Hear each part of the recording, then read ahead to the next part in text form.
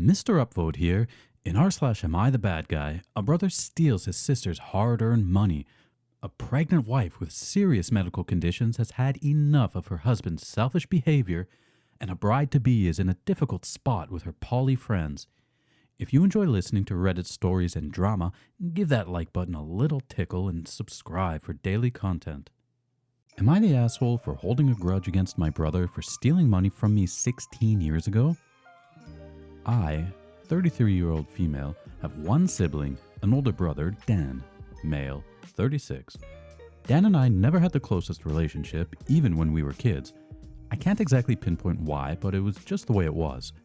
Our mom was a single mother, and our dad was in prison serving a long sentence and only got out when I was 17 and Dan was 20. When we were kids, our mom was working 2 jobs as a housekeeper and as a school lunch lady to make ends meet. We were really broke.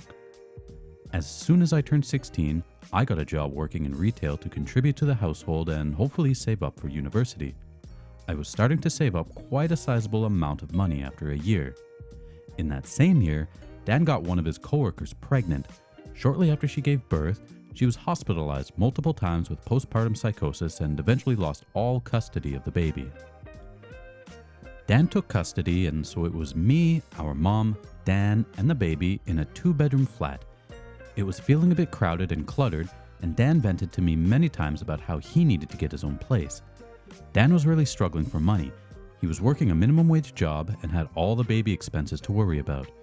When I was 17, Dan stole my debit card and bank details and withdrew all of my savings, which was around £2,000. He put my debit card back in my wallet and then left the house with the baby and moved in with his new girlfriend. I felt so betrayed that he would just take something that I worked so hard for. My mom told me I was forbidden from going to the police about it and told me to just let it go as Dan is struggling and needed it. When I was old enough to go to university, my dad gave me money to go towards my expenses.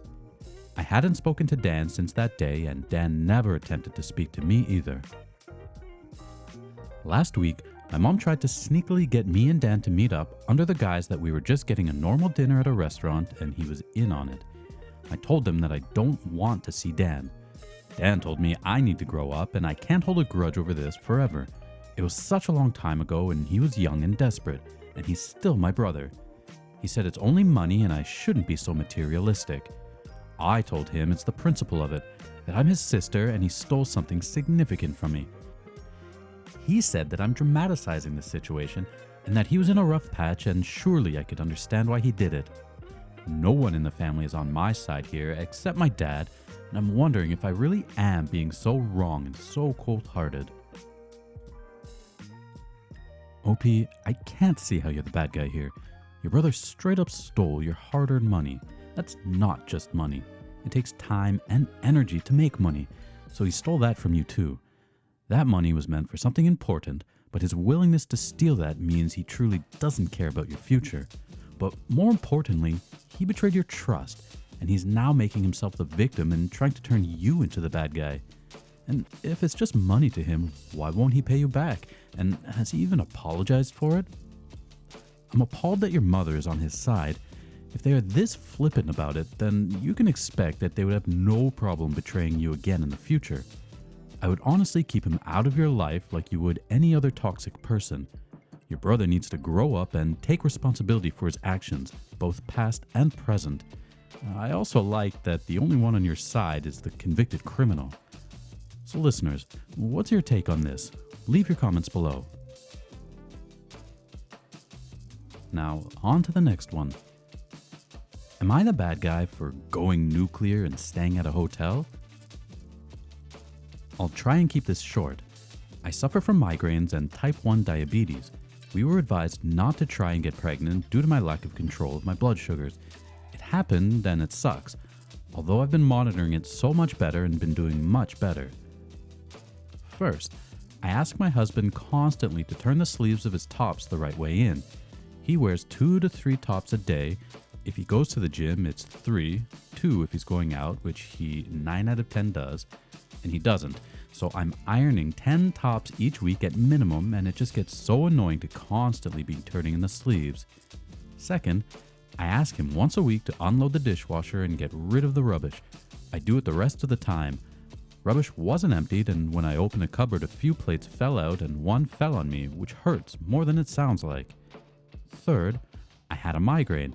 I asked him to keep the lights off and keep it quiet, and he insisted on A, playing loud music, and B, turning the lights on. I just lost it.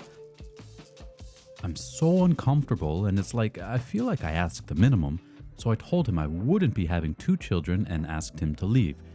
He wouldn't, so I texted my brothers and they came and made him leave. He's texting me.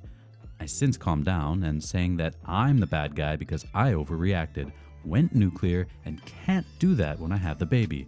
He's insisting I apologize. Am I the bad guy? This is pretty clear cut.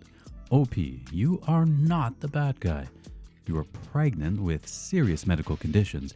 He should be bending over backwards to make you as comfortable as possible while you grow his child inside your body. I feel like most men don't understand the significance of creating life inside you. You may need a break from him to seriously consider your future.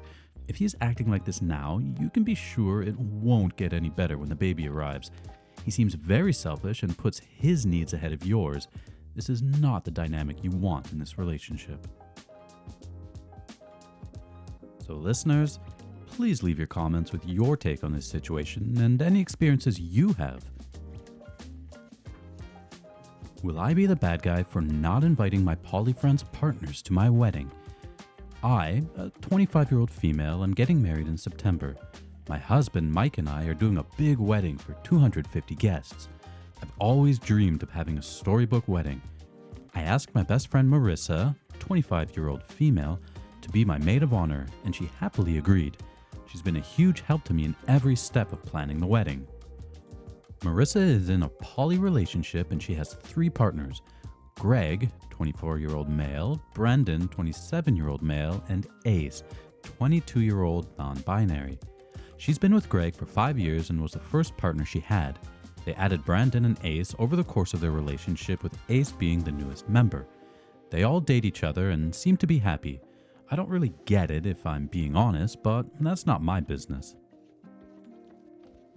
However, the issue came into play when Mike, a 32-year-old male, pulled me aside and said while he loves Marissa, he didn't feel like spending the wedding explaining her love life to his family, which I understand. They are very conservative and hardly accept LGBT people as is, let alone an LGBT poly set.